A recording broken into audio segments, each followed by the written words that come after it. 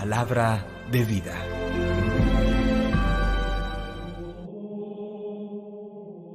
De la profecía de Ezequiel, capítulo 34, versículos 11 al 12, 15 al 17. Esto dice el Señor Dios: Yo mismo buscaré mi rebaño y lo cuidaré.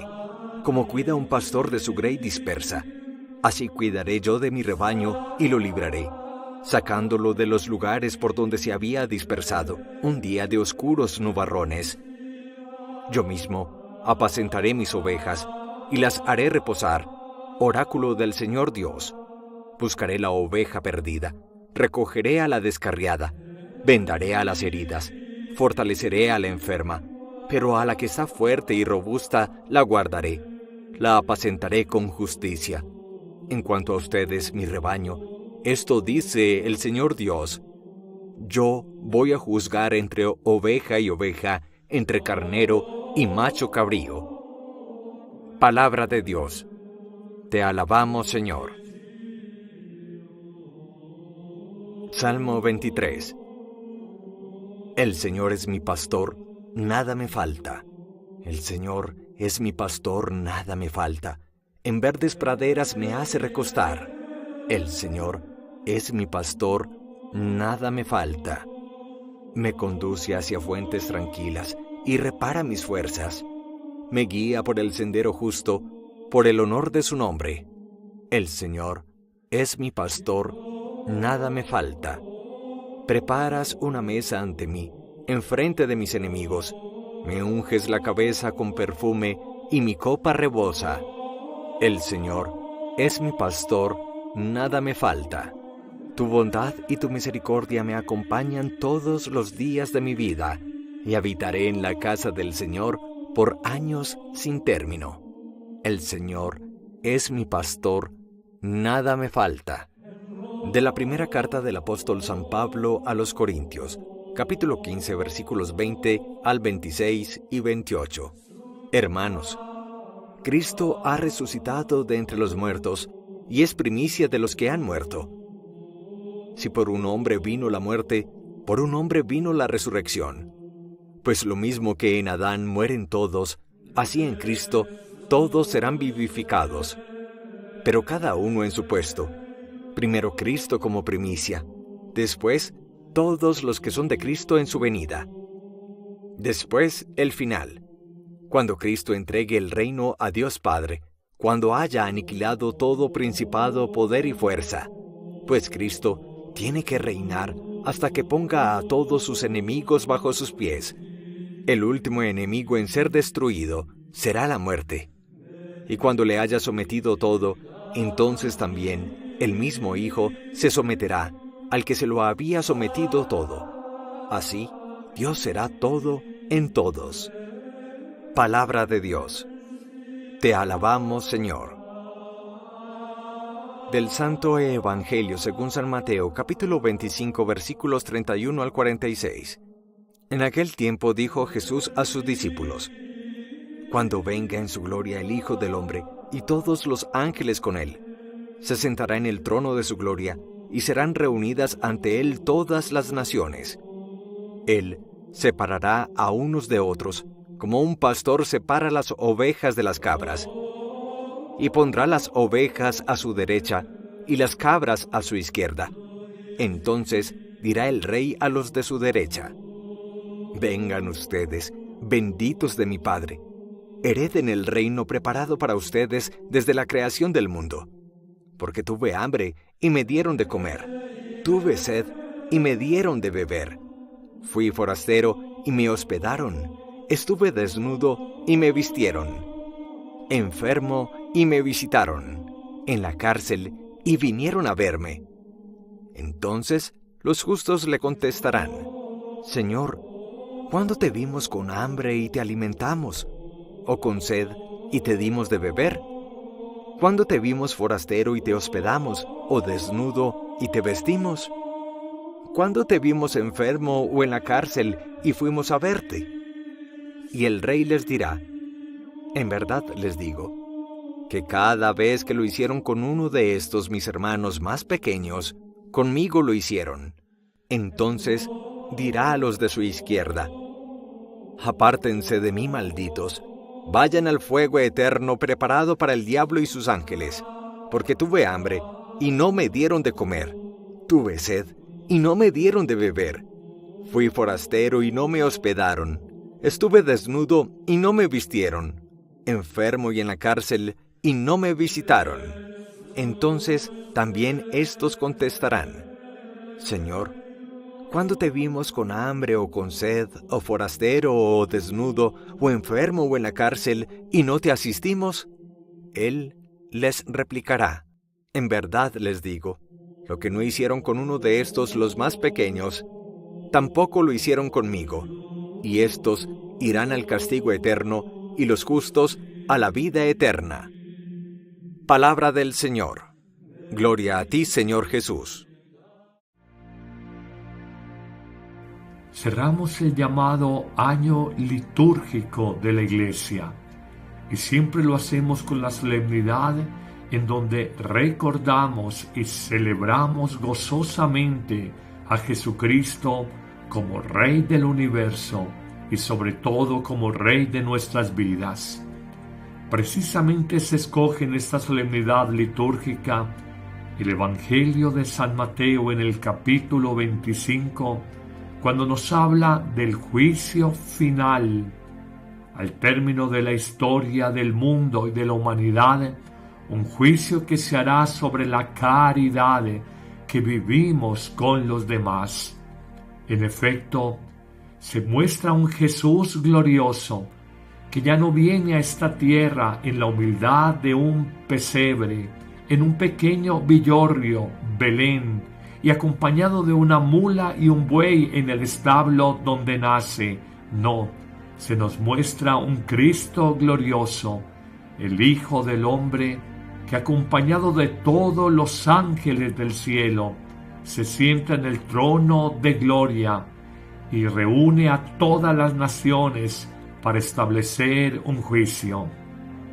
Y llama poderosamente la atención que establece como criterio de juicio 6 caminos de misericordia o de compasión, precisamente con los necesitados, el hambriento, el sediento, el forastero, el que no tiene dónde hospedarse, el desnudo, el enfermo, el encarcelado, y es allí donde Él dirá: si practicaron la caridad con estos, conmigo lo hicieron, y por eso serán ustedes benditos de mi Padre.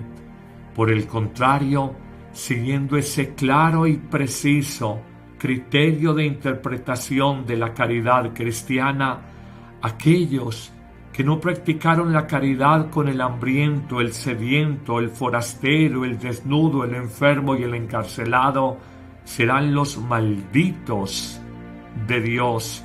Están llamados a ser apartados y a ir al castigo eterno, y por el contrario, los que fueron caritativos como justos irán a la vida eterna.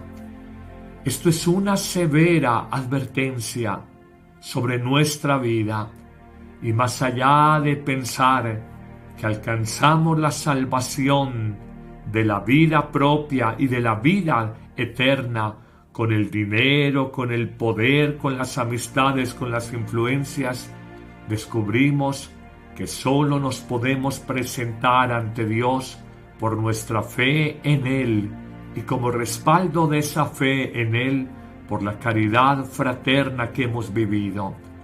De hecho, siempre el gran discurso de Jesús será: ámense, quiéranse los unos a los otros, como yo los he amado, como yo los he querido. Esta caridad tiene líneas específicas. Nos recordará San Pablo: a nadie debas nada más que amor, porque en el amor está el cumplir la ley entera de Dios. La única deuda que tenemos con nuestros semejantes es amarlos, amor que se expresa como paciencia, comprensión, compasión, perdón, tolerancia, servicio, solidaridad, relaciones de armonía y de paz con los cercanos. Pero también nos recuerda el apóstol Pablo una expresión que nos pone a pensar cuando afirmará: la caridad cubre la multitud de nuestros pecados. En el fondo, si hemos equivocado el camino y pecado, por la caridad seremos perdonados. Recuerdo una señora hace algunos años que me decía: por mis errores de la vida pasada, hoy quiero precisamente compensarlos haciendo caridad con tantas personas necesitadas. Finalmente, podríamos afirmar que la caridad es la puerta más segura para abrir el cielo. No es otro el sentido del Evangelio de hoy, cuando irán a la vida eterna, al cielo, los que vivieron en caridad, y a la condenación eterna los que vivieron con egoísmo y solo para sí mismos. Terminemos nuestra reflexión recordando aquella expresión que en otras oportunidades les he compartido y que me hace reflexionar mi vida personal. Estoy convencido que el último día de nuestra existencia, unas horas antes de morir o quizás minutos previos al momento puntual de la muerte, pasará la película de nuestra vida frente a nosotros y nos daremos cuenta que solo llevamos ante Dios el amor, la caridad, la solidaridad, la donación de nuestra vida y de nuestros bienes que ejercitamos, practicamos con los demás, y por el contrario, no seremos dueños ante Dios de aquellos espacios de tiempo donde vivimos con egoísmo y comodidad para nosotros, donde atesoramos bienes, olvidando que los bienes tienen una hipoteca social y son para quienes los necesitan. Señor, dame la sabiduría de utilizar bien mi tiempo, de saber administrar bien mi vida, de distribuir bien mis bienes materiales. Señor, algún día será el juicio particular sobre mi vida, el día de mi muerte, y quiero presentarme ante ti con la frente en alto, con el corazón sereno y con las manos llenas de buenas obras, porque leyendo el Evangelio de hoy entendí que la vida es grande cuando ayudamos a los demás.